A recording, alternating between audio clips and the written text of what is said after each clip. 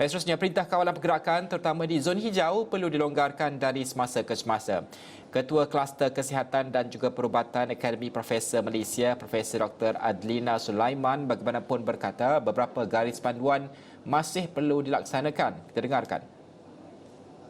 Baik, kalau untuk menjawab soalan ini, zon hijau ni ialah zon yang tidak ada kes COVID langsung.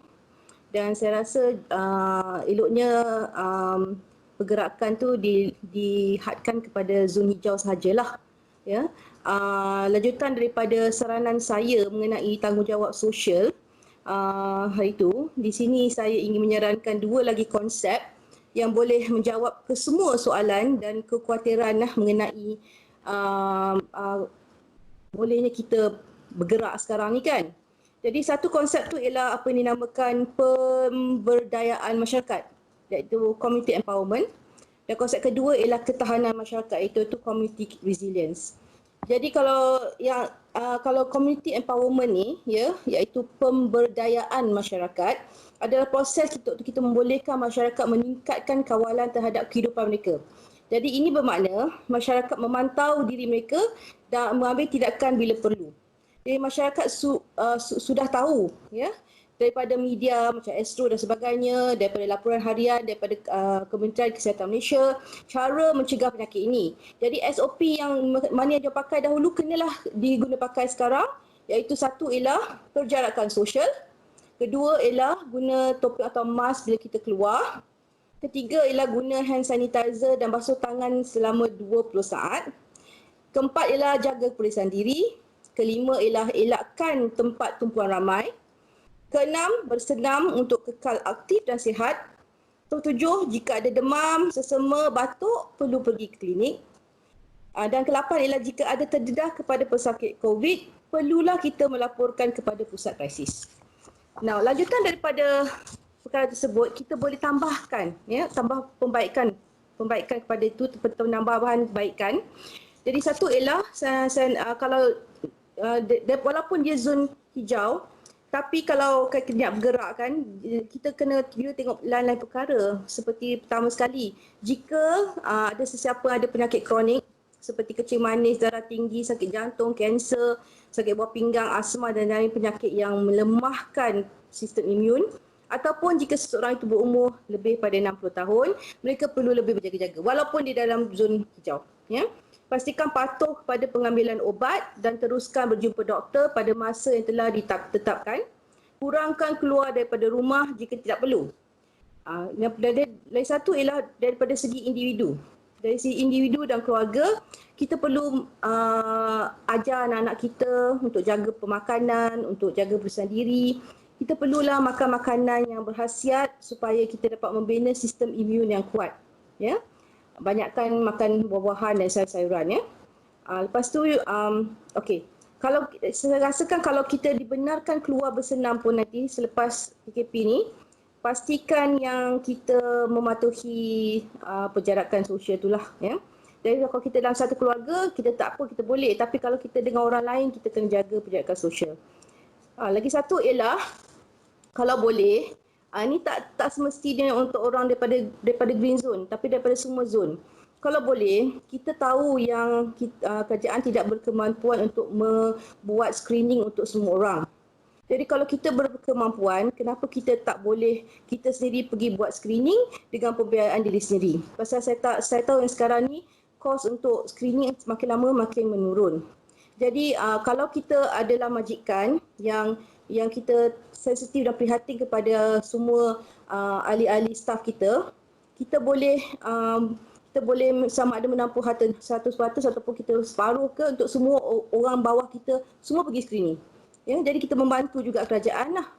Jangan hanya mengharapkan kerajaan aja buat screening, pasal kerajaan hanya akan buat kepada orang yang ada exposure ataupun secara rambang untuk surveillance tu saja. Pasal dia tak boleh buat untuk semua. Okey, ada 33 juta orang kat Malaysia ni kan. Okey. Lagi satu ialah untuk individu. Untuk individu yang merupakan majikan juga, mereka perlu buatkan social distancing ataupun penjarakan ni dekat tempat kerja. Dan kalau staf datang kerja, eloknya kalau ada kita buat screening macam dekat shopping mall semua tu kan, macam dekat restoran tu sekarang ni dia ada temperature check. Ya, so kita check temperature, kalau dia sakit apa kita suruh dia pergi klinik ataupun kita sendiri hantar dia pergi klinik. Ya, pasal kita kena pastikan yang tak ada seorang yang terdedah ke penyakit tu yang masuk kerja. Ya. Now, terutama untuk majikan yang macam spa, gunting rambut, ya, tempat makanan dan lain-lain yang menyebabkan close contact, lagi elok pergi buat screening aje lah, tak payah tunggu dia sakit pun. Ya, jadi elok kita sebagai majikan kita ambil lah, kita ambil satu usaha lah untuk diri kita sendiri. Dan lagi satu ialah ketua komuniti. Walaupun dia green zone, ya, ketua komuniti seperti untuk contohnya ketua perumahan ataupun ketua premis, mereka perlu disarankan lebih bertanggungjawab dalam kepatuhan kepada SOP. Jadi jika ada pelanggaran, mereka perlu memaklumkan dan mengambil tindakan. Dengan cara ini, kita dapat mewujudkan ketahanan masyarakat, okay, dalam krisis. Jadi ketahanan masyarakat ni ialah kemampuan berterusan komuniti untuk menggunakan sumber daya yang ada untuk bertindak balas, bertahan dan pulih dari situasi bencana. Jadi yang wabak ni satu situasi bencana, ya, walaupun dia adalah pandemik, ya, bukan bencana dari segi fizikal tapi daripada segi pandemik, daripada segi wabak. Daripada segi ini, kalau masyarakat Malaysia ni dia dah 6 minggu dah berada dalam PKP. Oleh yang demikian, ketahanan ni kita rasa kita dah boleh buat lah, kita dah boleh ada. Caranya ialah kita kena ada, orang kata apa, disiplin, self-policing, self-surveillance. Ya. Kita tahu setakat ni yang patuh PKP ialah 97% daripada kita punya rakyat. Ini bermakna rakyat Malaysia ni memang patuh, memang berdisiplin. Dan kita dengar dan kita faham. Dengan itu kita sendiri boleh bantu pihak polis, dan juga pihak kesihatan dalam memantau dan membaik pulihkan keadaan. Ya? Jadi kepercayaan perlu juga disalurkan kepada rakyat. Didalui, terutama sekali yang penting ialah fakta dan informasi yang tulus, yang tepat dan yang terkini melalui media massa seperti Asru Awan ni. Di Spain, diorang dah bagi ibu bapa keluar dengan anak-anak 1 jam sehari. Ya, jadi saya tak tahu kenapa kita tak boleh buat begitu, pasal dalam keluarga tu kita dah 6 minggu bersama.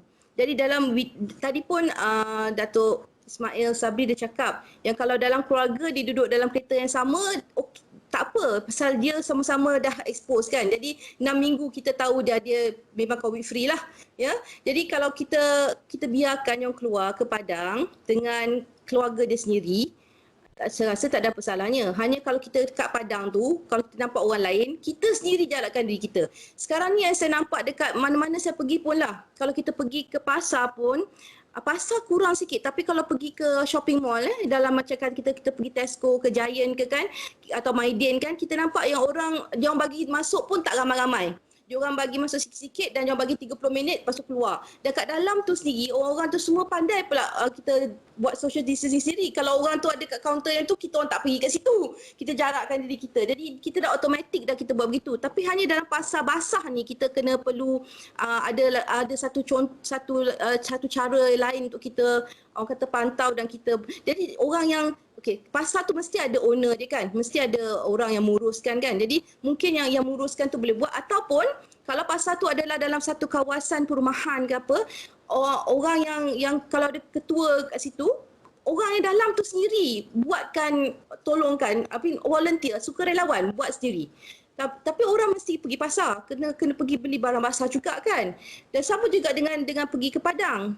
Budak-budak perlu keluar. Jadi kalau budak-budak ni pun dia orang perlu pergi exercise kat luar, pergi kan, jangan main komputer je, tak elok. Okey. Jadi perlu diberikan mereka peluang untuk berbuat demikian, tapi macam kita buat masa dalam kereta tu jugalah, within the family boleh, ataupun satu bapa satu anak ke, seorang bapa ambil satu ada 2 anak ke, macam itulah. Jadi kita boleh buatkan satu SOP lah untuk dia keluar buat exercise. Pasal saya amat risau kerana kita duduk dalam negara tropikal tapi sudah ada orang yang kekurangan vitamin D. Vitamin D deficiency tak patut berlaku di negara tropika macam kita, tapi sudah ada. Ya, pasal terlalu banyak duduk kat dalam rumah dan ini akan efek kepada ketahanan kita punya tulang-tulang. Ya, tulang kita akan rapuh, senang fracture dan sebagainya. Dan kita tidak mahu itu berlaku. Memanglah rindu kepada keluarga kan, pasal ini adalah musim raya dan inilah kita kalau selalunya raya tu kita akan balik kampung jumpa mak bapak ataupun anak-anak kan, tapi masalahnya sekarang ni kita tak boleh buat begitu sebab kita tak dapat kontrol lagi, kita tak dapat lagi vaksin ataupun obat untuk penyakit ini. Jadi yang yelah diorang ada suggest buatkan online lah, buat Zoom meeting lah dalam tu. Tapi yelah tak sama macam kita pergi balik kampung. Ada satu video yang diorang keluarkan mengenai macam mana nak buat raya dekat kampung tu dengan ada juga penjarakan dan sebagainya. Saya pun tak tahu nak jawab begitulah, tapi itu adalah bergantung kepada pihak berkuasa, sama ada mereka boleh percaya pada kita tak yang kita akan masih lagi menjalankan SOP yang mana yang disarankan semasa raya juga. Jadi dia banyak bergantung kepada diri kita sendiri. Jadi kita kena tanya di situ, boleh tak kita ikut? Dan kita lagi satu, kita takut kalau kita nak balik kampung ni nanti kerang lain sekali satu mass movement lagi kan, bergerak ramai lagi. Jadi nanti kan dekat kawasan rehat ada ramai orang, ramai crowd. Jadi kita macam mana kita nak buat? Tapi kalau kita boleh disiplinkan diri kita, saya rasa masih boleh buatlah.